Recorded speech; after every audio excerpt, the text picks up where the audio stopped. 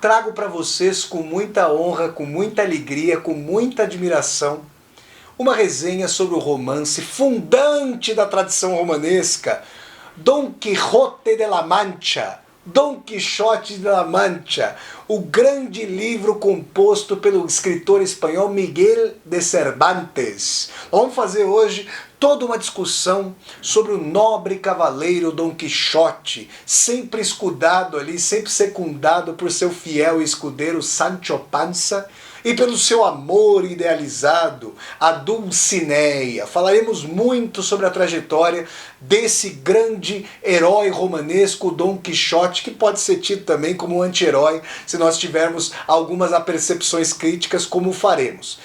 Resenha de uma das maiores obras da literatura ocidental, o romance Dom Quixote de la Mancha, do grande escritor espanhol Miguel de Cervantes, obra de 1605. Bom, de que trata Dom Quixote de la Mancha? Se você ainda não leu o romance, eu espero que essa resenha instigue você a lê-lo. E se você já leu, contraste suas percepções aí com as análises que eu vou fazer a partir de agora. Nós temos Dom Quixote de la Mancha, Dom Quixote de la Mancha, como fundante da tradição moderna, do moderno romance, numa perspectiva muito peculiar e interessante. Se vocês forem ler o livro Teoria do Romance, do grande filósofo e crítico literário húngaro György Lukács, vocês vão ver que lá no comecinho da Teoria do Romance, o Lukács vai dizer que os antigos, que acreditavam em mitos, que tinham toda uma cosmologia, ele está falando especificamente dos antigos gregos, eles criam que era possível ler o destino de uma pessoa pela cartografia das estrelas. Ou seja, os deuses guarneciam a vida de sentido. A vida era uma passagem em direção à eternidade, em direção ao alcance do Olimpo, em direção à perfectibilidade e assim por diante. Toda a tradição medieval vai corroborar essa dimensão não com o politeísmo grego, mas sim com o monoteísmo cristão, sob a guarida, ali sob o punho da Igreja Católica ao longo da Idade Média. Mas a modernidade é o tempo do estilhaçamento da abóbola celestial. Eu convido vocês a assistirem a resenha que eu fiz, a primeira resenha de filme desse canal, sobre o filme O Sétimo Selo, clássico máximo do cinema, que contou com a direção ali do sueco Ingmar Bergman. Lá na resenha sobre O Sétimo Selo, eu falei de Dom Quixote. E agora, na resenha sobre Dom Quixote, meses depois, estou falando sobre O Sétimo Selo. O que acontece? Nós temos logo no começo do Sétimo Selo, um cavaleiro medieval parelho, análogo a Dom Quixote de la Mancha. Esse cavaleiro, o Antonius Bloch, está completamente acossado pela falta de sentido, tanto do que ele viu nas cruzadas, ele viu uma carnificina, um banho de sangue e assim por diante, quanto pelo fato de não conseguir auscultar aquilo que ele chama de silêncio de Deus. E a câmera de Ingmar Bergman é pródiga em mostrar um céu vasto, mas vazio, repleto apenas de nuvens, e ao longo do qual não se ouve a voz divina, a presença divina. Eu estou dizendo isso, eu estou trazendo o Sétimo Selo à baila, porque em Dom Quixote de la Mancha nós temos uma cisão radical entre os valores do indivíduo, os valores cavalheirescos, a ética de reciprocidade medieval, o código de honra, o código entre suzerano e vassalo, a dimensão de que havia obrigações recíprocas, de que sim, a sociedade era estamental, mas ainda assim havia obrigações do senhor para com o seu vassalo. Toda essa relação de suzerania, todo esse código de honraria vai sendo esfacelado pela modernidade, com a formação do capitalismo, com a formação ali do mercado mundial. Bom, eu disse a vocês que Dom Quixote de la Mancha é publicado no começo do século XVII, em 1605. Naquele momento, o Brasil, se nós considerarmos o Brasil explorado pelos portugueses, tinha pouco mais de 100 anos. Eu não estou falando que o Brasil coincide com a exploração dos portugueses. O Brasil é muito mais antigo do que isso, com as sociedades autóctones que aqui moravam, os indígenas. Mas é importante dizer que o mercado mundial estava se forjando, que as relações balizadas ali na ética cristã, ao menos nominalmente, as relações de honraria, estavam se esfacelando.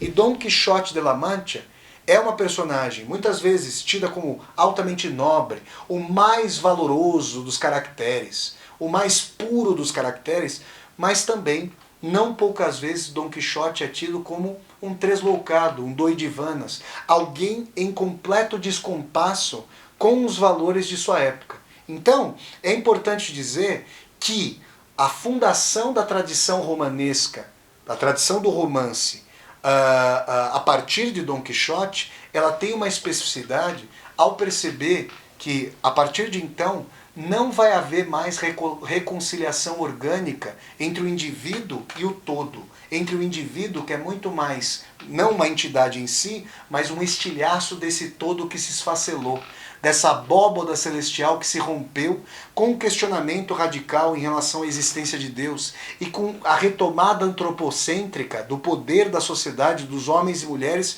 para comandar os seus próprios destinos. Daí a transição da vida após a morte passa a ser questionada. Daí a existência mesma de Deus e da sua eticidade passam a ser questionados. Tudo isso passa a ser questionado. Mas ainda assim, Quixote quer transplantar para a realidade, quer continuar a vivenciar os valores da nobreza, os valores da ética feudal de reciprocidade. E o preço que ele vai pagar por querer enxergar o mundo por meio de seus óculos insistentemente intransigentes, em contraposição ao movimento da história, muitas vezes é altíssimo.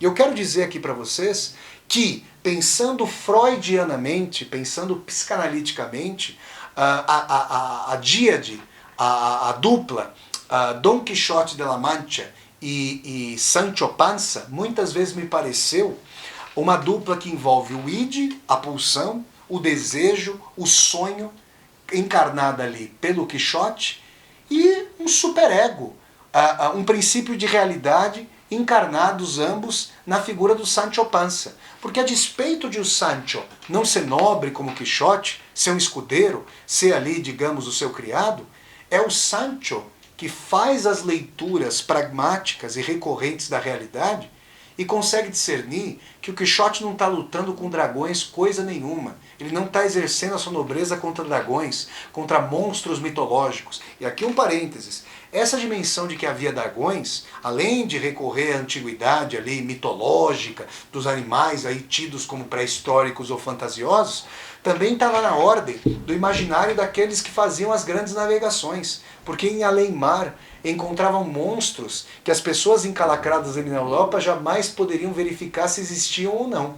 Então é importante dizer que o Sancho, quando o Quixote desembainha sua espada e sob sua armadura quer lutar contra dragões, Sancho bem sabe que se trata de moinhos de vento inertes.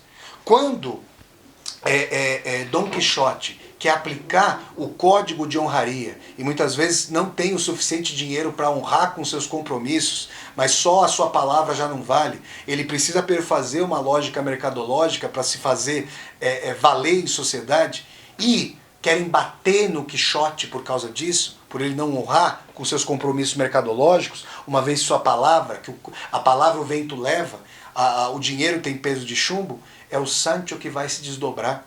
Muitas vezes ali vendendo partes da armadura, muitas vezes ali se desfazendo dos animais, das posses parcas do Dom Quixote, para conseguir fazer com que ele não tome uma surra.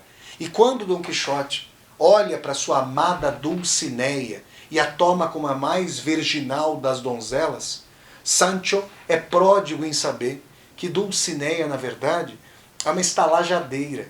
Bom, a Dulcinea é uma cigana e, tragicamente, os ciganos são um povo antiquíssimo, com valores maravilhosos, mas dentro da tradição de enorme preconceito da Europa, os ciganos representam um povo proscrito, um povo que muitas vezes discriminado.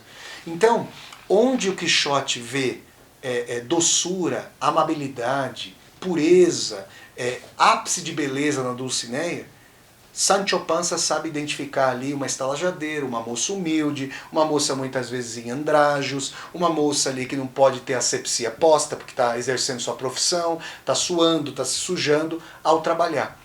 Tudo isso conforma para nós uma dimensão importante que poderia fazer com que muitas pessoas observassem no Quixote, e isso aconteceu ao longo da fortuna crítica do romance, um louco, um tresloucado, um doidivanas, alguém que por si só é sempre um rematado, inadaptado em relação aos jogos sociais. Isso é verdade, mas também é importante dizer, sem querer então unilateralizar, tornar inequívoca a leitura do romance, também é importante dizer que Dom Quixote é alguém que quer fazer a bondade, é alguém que quer empenhar a sua palavra como força de trâmite social.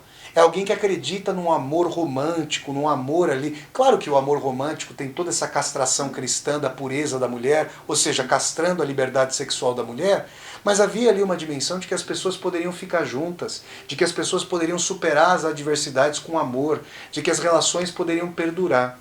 Então, colocadas essas questões, o que eu quero dizer a vocês é que a fundação do romance moderno, coincide com uma crise que funda a modernidade. A crise do eu, que já não sabe se a sua vida é dotada de sentido, que já não consegue inequivocamente, a não ser por uma ação de fé, ler o sentido de sua vida ou seu destino na cartografia das estrelas, buscando ali as vozes, tentando auscultar as vozes dos deuses ou de Deus. Quixote é filho dessa crise. E é por isso que a sua armadura não é apenas e tão somente uma peça ali de forja medieval. A sua armadura é uma mediação entre o mundo ilhado e onírico que ele vive dentro de si e que é mediado pelo princípio de realidade e pelo superego do Sancho Panza, esse sim um verdadeiro pragmático, esse sim alguém a saber, a ouvir como a banda toca, e o mundo exterior. A sua armadura é uma mediação epocal. Ela por si só é alheia às vestimentas mais modernas. É como se hoje, digamos assim, isso seria mais grotesco ainda, é como se hoje eu saísse aqui e fosse até a Avenida Paulista, aqui em São Paulo, e estivesse andando com a minha armadura, né? E desembainhasse a minha espada, e jurasse as pessoas, desse juras da minha palavra, com o fio do bigode, ou empunhando a minha espada, entregando a espada aos demais. Então existe uma inadequação substantiva de Dom Quixote e o mundo moderno, um mundo de descrença, um mundo de ceticismo, um mundo de relações mercadológicas, um mundo de valor sonante do dinheiro. Esse sim, eleito pela modernidade como novo Deus, como novo parâmetro de tudo e de todos. Não quem és, não o que pensas, mas quanto vales. Eis o princípio da modernidade. Princípio que faz com que Dom Quixote seja um inadequado e um pária, alguém a ser proscrito. Não é à toa, pessoal, que no romance O Idiota, do grande escritor russo Fyodor Dostoiévski, quando o escritor russo Fyodor Dostoiévski imaginou, na esteira de Miguel de Cervantes, a concepção, a criação de uma personagem sumamente boa, ela entreviu que precisaria fazer um paralelismo entre a inadequação substantiva, ontológica, da bondade, da ordem da bondade, de Dom Quixote de la Mancha, do cavaleiro espanhol, com a sua personagem russa, o príncipe Myshkin, que dizia que a beleza salvará o mundo. Ele dizia isso. E a beleza é a beleza de uma mesma ordem quixotesca. É a beleza de alguém que acredita que valores nobres, valores estáticos, estanques, podem ser empenhados para além de quaisquer dinamismos sociais. Vejam, a lógica da modernidade é a lógica da contingência. Os valores são questionados, são postos muito mais de maneira situacional, a depender de quem ganha e de quem perde, a depender do interesse envolvido, do que propriamente numa dimensão estática, valorativa, de um código inamovível de honraria e de preceitos éticos. Então, a derrocada de Dom Quixote nos dá muito para pensar. A derrocada de um Quixote pode ali nos fazer valer que qualquer sonho deve ser sonhado não por debaixo de uma armadura, mas de olhos abertos. Então é interessante pensar que os sonhos diurnos, e não os sonhos noturnos do Dom Quixote, são interessantes quando fundidos ao pragmatismo e à leitura concreta de história e mundo por parte do Sancho Panza. Por outro lado, um pragmatismo entregue pura e simplesmente a si próprio, um pragmatismo desprovido de sonhos, de ideais, de valores, é justamente algo que perfaz o código de anti-honraria desse tipo de sociedade mercadológica, sociopatológica, de instrumentalização dos outros em função do desejo do eu. Tudo isso, todo esse narcisismo, era avesso justamente ao código de honraria do Quixote. De tal maneira que nós podemos ver a derrocada do Quixote, o seu caráter ilusório em face dos moinhos de vento convertidos em dragão, em face de uma humilde moça, que aí a gente deveria pensar, por que a moça humilde não é digna de ser amada? Claro que é, mas Quixote projetava nela uma idealização que não dizia respeito à sua vida concreta. E também essa dimensão de que a palavra do Quixote, a sua moral, a sua personalidade, não tinham peso senão como moeda sonante, senão como troca mercadológica. Então a derrocada do Quixote é a derrocada não apenas dessa grande personagem, que é ao mesmo tempo herói para uma época nobre e anti-herói para uma época mercadológica. A derrota do Quixote é a nossa própria derrota. É a derrota de uma sociedade que não consegue trazer laços de confiança entre as pessoas, que faz com que as pessoas tenham, antes de mais nada, desconfiança profunda uns dos outros. Sobretudo quando vivem em cidades grandes, como a maioria do povo brasileiro, e, na verdade, em muitos países aí do terceiro mundo. No primeiro mundo isso também acontece, mas existe mais espraiamento das populações. Nós não nos conhecemos. Somos anônimos e anônimas uns para os outros. E a nobreza quixotesca nos parece trazer essa acepção mais decaída e menos digna do adjetivo que se gerou a partir da grande personagem de Miguel de Cervantes. Quixotesco hoje parece o inatingível, o inalcançável, o impossível, aquilo em que não se pode crer. Não se pensa mais no quixotesco como a expansão mesmo de nossas vidas e da nossa sociedade. É na medida em que a utopia é achincalhada, é na medida em que a utopia, cuja formação etimológica vem de do prefixo não, e topos, lugar, ou seja, em lugar nenhum, mas não aquilo que não vai acontecer em lugar nenhum, mas que ainda não veio, que ainda não adveio, mas que poderia advir, é na medida em que a utopia é fundida com a dimensão do não lugar, do não existente, que Quixote vai sendo transformado cada vez mais em um doidivanas, e vai sendo proscrito e relegado a manicômios, a uma carta fora de baralho, alguém como um café com leite. Alguém justamente que quer fazer o bem. Alguém que quer empenhar a sua palavra. Alguém que quer trazer um código de honraria. É nessa medida que o apogeu de Dom Quixote não coincide com sua época. É justamente passado o tempo de Dom Quixote que a sua força é revertida em fraqueza e vem à tona. Não à toa, o filósofo alemão Georg Wilhelm Friedrich Hegel chegou a dizer que só é possível a coruja de Minerva levantar voo, a coruja de Minerva, a deusa grega da sabedoria, e a coruja, o animal da deusa da sabedoria, porque é um animal que dá quase 360 graus de volta com o seu pescoço, que a coruja de Minerva, a coruja da deusa da sabedoria, só levanta voo ao entardecer. É como se os processos históricos só pudessem ser vistos no seu crepúsculo e não no seu apogeu. Porque quando os processos estão acontecendo, é difícil discernir os seus movimentos, as suas forças, a sua pujança.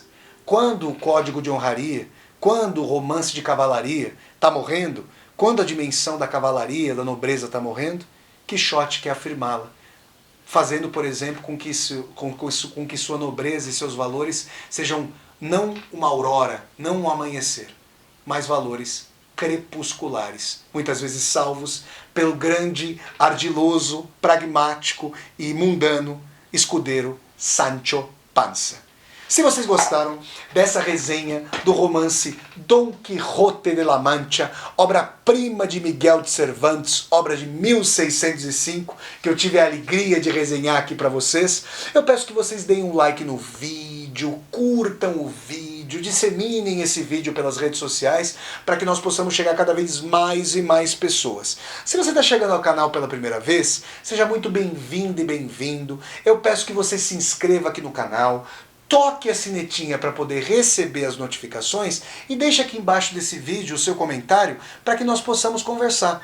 E mais, embaixo desse vídeo você vai encontrar a tecla Seja Membro. Se você gosta das minhas resenhas de livros, das minhas resenhas de filmes, das minhas aulas ao vivo e das leituras de Vassoler, eu peço que você considere a possibilidade de se tornar um membro ou uma membro humanista do canal e, segundo sua possibilidade financeira, apoiar esse projeto de construção youtubica de uma universidade aberta. Então é isso, pessoal. Eu deixo aqui o convite para vocês sempre acompanharem as resenhas de livros do meu canal, que acontecem todas as quintas-feiras, às 8 horas da noite. Então até a próxima resenha, pessoal, e tchau, tchau!